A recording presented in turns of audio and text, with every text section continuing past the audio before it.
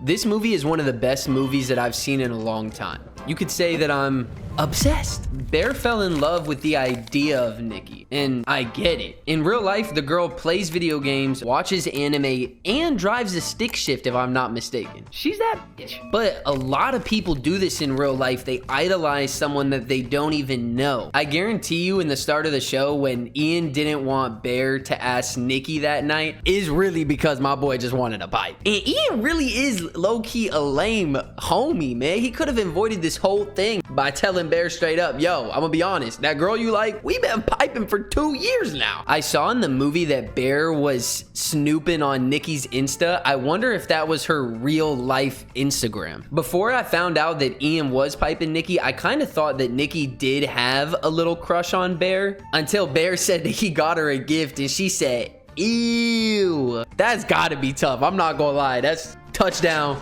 friend zone. She really wanted him with Sarah. That's why she was hitting it the fact. She was like, what you think about Sarah? And it's no wonder that she friend zoned Bear. I mean, the man friend zoned himself. She asked him straight up, do you like me? He said, no, I think we're good friends. It's like, come on, man.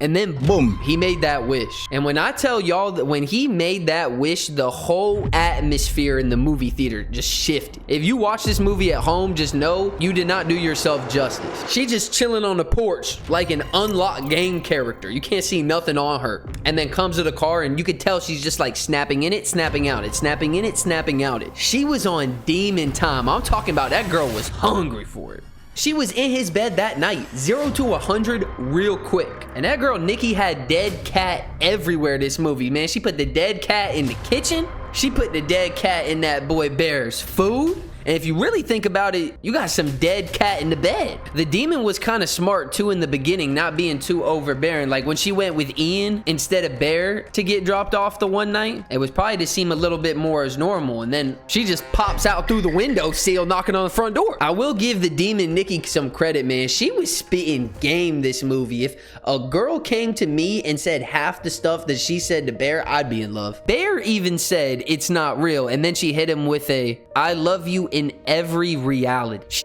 I would have been hooked too. What kind of woman nowadays says something like that? Not only that, Demon Nikki had the ability to sit there and take accountability. She would sit there and just straight up say, I'm sorry. Some of y'all females literally have no excuse. If a demon can do it, you can too. One of the scariest scenes in this movie to me is when Bear woke up and Nikki was standing in the corner watching him sleep. Oh, hell no. I don't care how in love I am with a chick. If Shawty's sitting in the corner of the room when I wake up talking about something, I like to watch you sleep, you got to go. The way that she was walking too was so creepy. The cherry on top is when he went to leave for work and there was 20 rolls of duct tape on the door. Dude, I know you ain't finna just walk to that door, open it up as casually as possible, and then leave to go to work. Like, you have as many issues as Demon Nikki does. Nikki must be able to whip it up in the kitchen, I will say,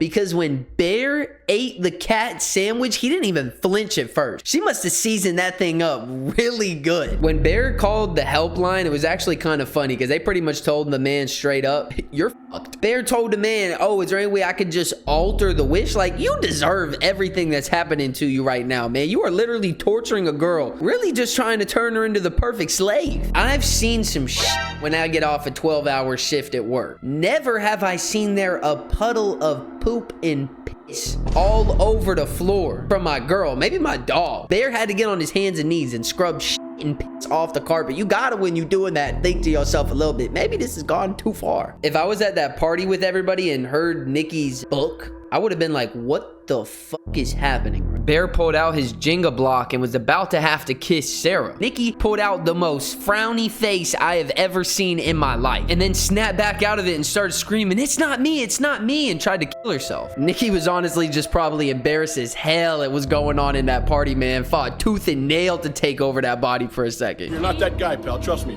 You're not that guy. Another side thing that I noticed watching this back the second time, I wonder when Nikki was walking backwards and talking weird, if you played in reverse, it would say something.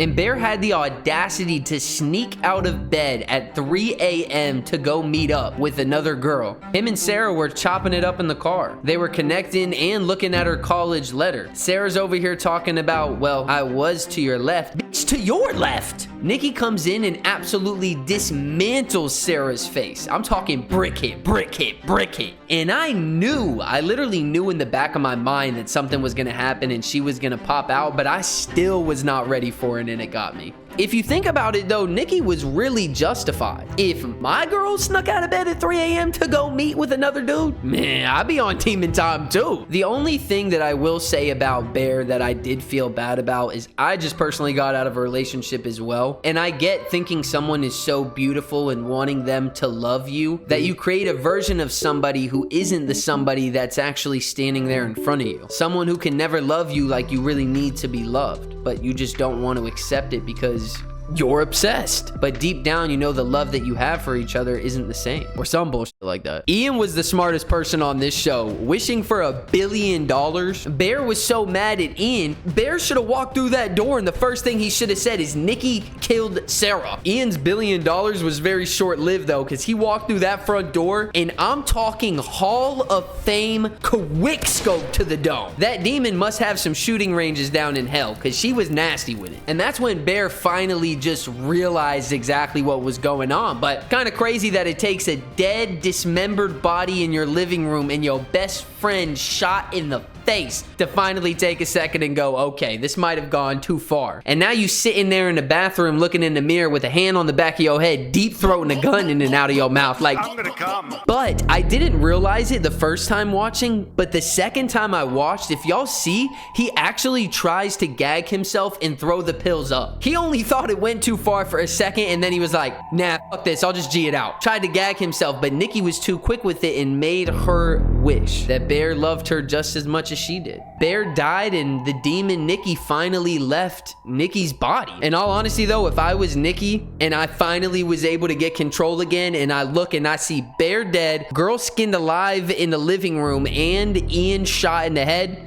yeah, I would have picked that gun back up and just shot myself and ended it right there, because you probably about to do life in prison. This was one of the best horror movies that I have seen in a long time. NIKI's actor is going to have such a long, great career. She really did such an amazing job snapping in and out of character, the way that she moved, how she would act, talk, the mannerisms. She was really amazing at her role. I think we can all agree we are going to start seeing her probably in a lot more movies and roles when it comes to Hollywood. If I had to rate this movie, I would easily give it a 9.8 out of 10. Honestly, you probably even could give this one a 10, in my opinion at least. The first time I watched the movie, everybody loved it. Second time I watched it, I actually heard a couple people complain when they left the movie, so I guess everybody has their own taste on it. Let me know in the comments what y'all thought about Obsession. Were you obsessed or not so much? As always, make sure y'all like and subscribe, and as always,